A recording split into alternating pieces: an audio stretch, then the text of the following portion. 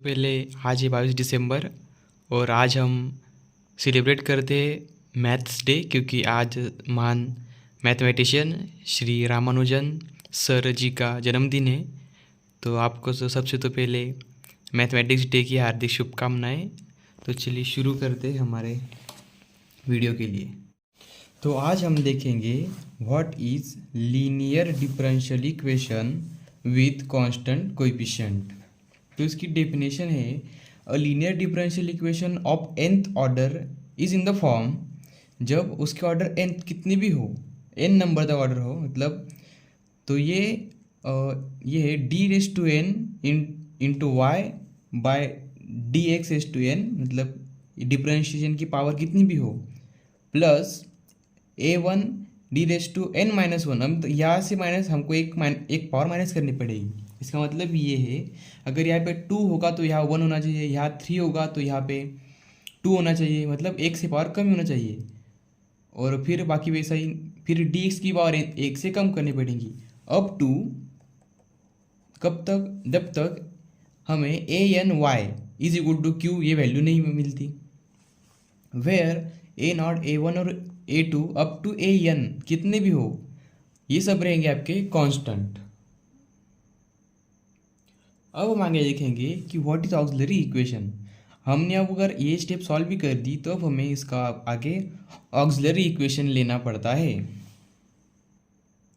तो इसकी डेफिनेशन है if m is a root of algebraic equation then m raise to n plus A one M raise to n minus one plus up to A N is equal to zero.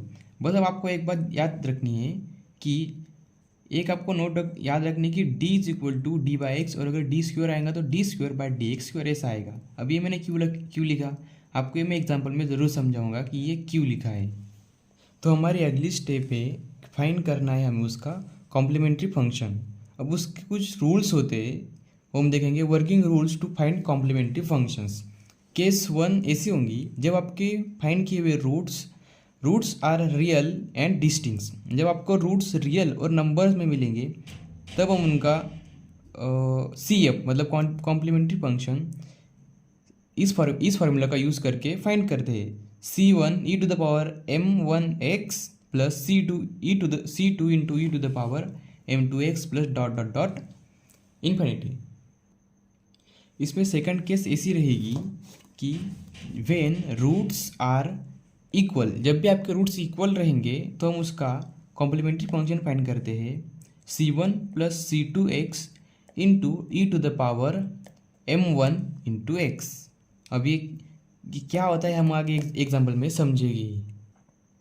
अब हमारी case 3 है when roots are imaginary. जब भी हमारे roots हमें imaginary मिलेंगे तो हम उस समय फॉर्मूला यूज़ करेंगे e to the power lambda x in bracket c one cos beta x plus c two sine beta x. अब हम देखते हैं इनका एप्लीकेशन कैसे कैसे होता है। अब हमारा एग्जाम्पल है solve d square y upon D x square y, so d x square minus 3 d y upon D x plus 4y is equal to 0। तो सबसे पहले हमें क्या करना है, डी स्क्वायर और डी एक्स स्क्वायर इसे जो है हमें मानना पड़ेगा सिंपल,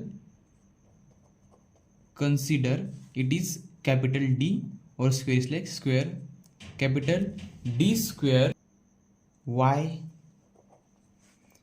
फिर माइनस 3 इंटू, अब ये डी और ये अपॉन डी एक्स, ये सिंपल डी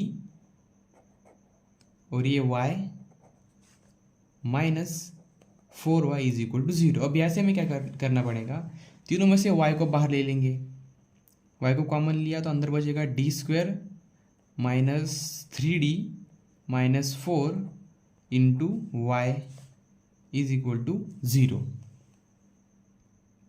अब हम यहाँ पे ऑक्सिलरी इक्वेशन की टर्म अप्लाई करेंगे।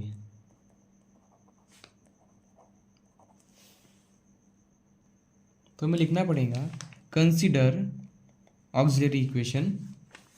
सो जहाँ जहाँ डी है हमें वहाँ एम लिखना पड़ेगा, तो ये हो जाएगा M square minus 3m minus 4, बस हमें इतना ही लिखना है।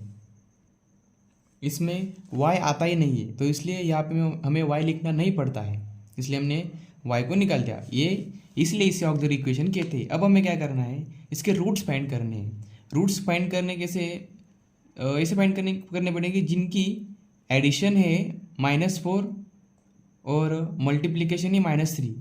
अब ऐसे नंबर फाइंड करना अगर आपको कॉम्प्लिकेट लगता होगा तो हम उसे by using scientific calculator find कर सकते हैं। सबसे पहले हम देखेंगे कि ये इक्वेशन ऑक्सिलरी फॉर्म में है या नहीं। मतलब देखिए, मैंने आपको कहा था कि यहाँ पावर 2 तो यहाँ पावर 1 होनी चाहिए, अगर यहाँ 3 है तो यहाँ 2 होनी चाहिए, इसकी पावर इससे कम ही होनी चाहिए, अगर यहाँ 1 है तो यहाँ 2 होना चाहिए। तो हम क्या करेंगे, अगर हमें ऐसा इक्वेशन मिला इसकी रूट फाइंड करने के लिए, तो सिंपल हमें मोड में जाना है। एक बार मोड, 2, 3 बार मोड बटन दबाया, फिर इक्वेशन ये, फिर हमें 1 दबाना है। अब अननाउंस हमारे पास वेरिएबल नहीं, इसलिए हम डिग्री की तरफ जाएंगे। ये बटन दबाया तो हम डिग्री के पास चले गए। ओके, सो देखना यहाँ पे हमारी डिग्री 2 है m की, इसलिए हम दबाएंगे 2।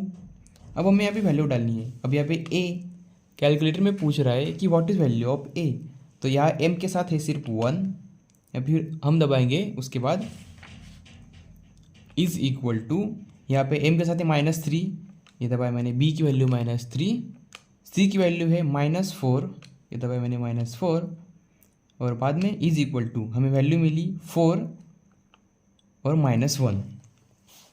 सो इसे हमें ऐसा लिखना पड़ेगा, m+1 और फिर m-4। हमें कैल्सी ने वैल्यू दी थी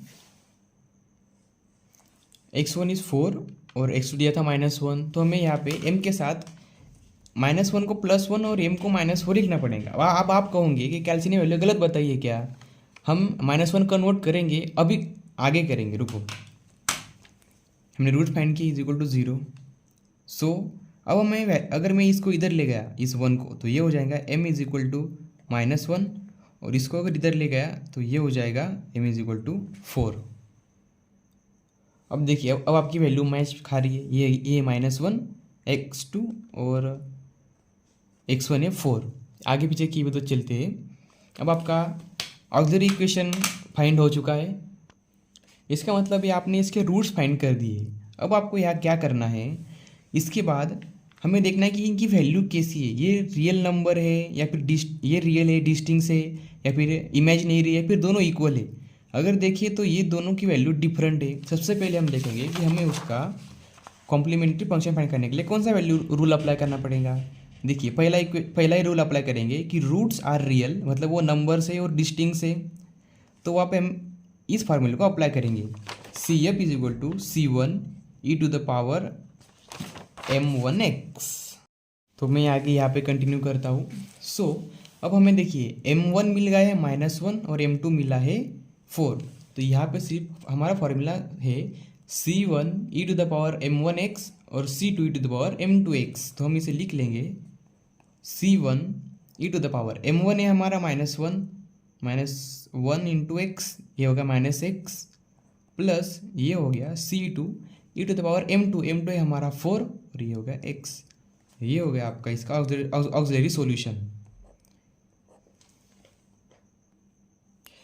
अब हमें कैल्सी को क्लियर कैसे करना है। देखिए यहाँ पे येलो कलर में क्लियर बटन, मोड के बाजू में क्लियर लिखा है, शिफ्ट दबाना है, क्लियर दबाना है, फिर 3 दबाना है और इज इक्वल टू दबाना है। आपकी कैल्सी वापस उसी फॉर्म में आ गई, सिंपल फॉर्म में। अब हम देखेंगे केस 3 पर बेसिस एग्जांपल। केस 2 में इसलिए नहीं ले रहा हूँ क्योंकि वीडियो हो रही लंबी, और दूसरी बात ऐसी है कि केस 1 और 2 में ज़्यादा कोई फ़र्क है नहीं। जैसे हमने m1 m2 की वैल्यू यहाँ पे रख दी, वैसे आपको केस 2 में C1 C2x और यहाँ पे सिर्फ e⁻m1 ही लिखना है। आपको अगर सेम वैल्यू मिल गई, समझो अगर यहाँ पे हमें मिली है -1 और 4, यहाँ पे आपको 2 2 4 4 और 3 सेम रूट मिलेंगे। जब सेम मिलेंगे तो ये फार्मूला अप्लाई कीजिएगा। हम अब सीखेंगे ये फार्मूला कैसे अप्लाई करते, थर्ड वाला केस 3। सो सबसे तो पहले हम इसे कंसिडर करेंगे कि ये हो गया d² y plus 4y is equal to 0। हमने y को बाहर निकाल लिया तो ये अंदर बचा d² plus 4y is equal to 0। अब हम कंसीडर करेंगे ऑक्सिलरी इक्वेशन। तो फिर हमें ऑक्सिलरी इक्वेशन में मिलेगा m² plus 4 is equal to 0। अब सिंपली हम क्या करेंगे, इस m को ये रखेंगे और 4 को उधर ले जाएंगे।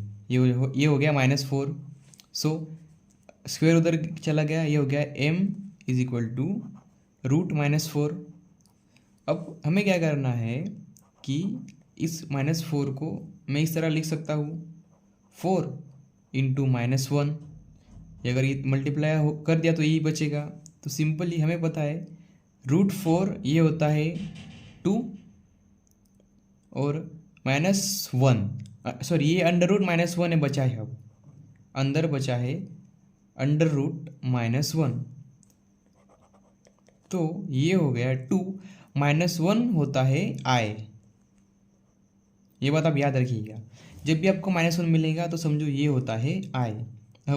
अब हमें इसका ऑक्सिलरी इक्वेशन तो मिल गया, बट हमें मिला है ये इमेजिनरी केस में, ये होती है इमेजिनरी केस। अब आगे हमें क्या करना है, यहाँ पे मैंने आगे ऐड किया है कि because i is equal to -1, हम अब इसका जो सिंबल है हम डिफाइन नहीं कर सकते इमेजिनरी में, तो हमें इसे लिखना पड़ेगा प्लस और -2i।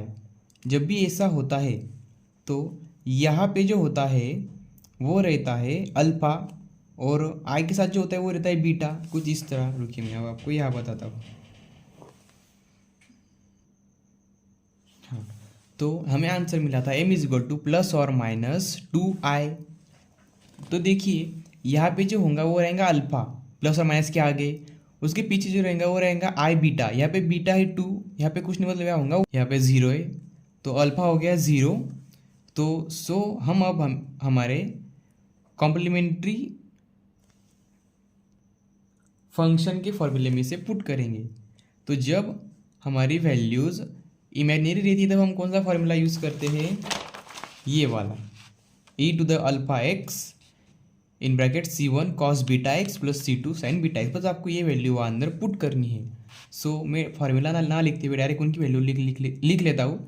e⁴ अल्फ़ा है यहाँ पे 0x in bracket c1 cos beta है हमारा 2, ये हो गया cos 2x प्लस ये है c2 sin बीटा है 2 और ये होगा x। इसकी वैल्यू अब हमने इसकी वैल्यू यहाँ पे पुट कर दी। e⁴0 ये 0 इंटू x 0 हो जाएगा, तो e⁴0 होता है 1 इंटू ये है c1 cos 2x plus c2 sin 2x। ये हो गया आपका इमेजिनरी फंक्शंस का ऑक्सिलरी इक्वेशन सॉल्यूशन। अब हम देखेंगे आगे कि इनके एप्लीकेशंस मतलब इन्हें क्वेश्चंस में कैसे यूज़ किया जाता है। फिर इनको यूज़ करके हम फाइंड करते हैं पी और हमारा जनरल सॉल्यूशन जो हमने अब तक पढ़ा, ये हम देखेंगे आगे वाली वीडियो में। अगर आपको कोई भी डाउट होगा इस पूरे लेक्चर में तो आप मुझे मेरे इंस्टाग्राम आईडी पर भेज सकते हैं या फिर कमेंट में बता सकते हैं। और प्लीज़ चैनल को सब्सक्राइब और लाइक ज़रूर करें। Thank you for watching this video.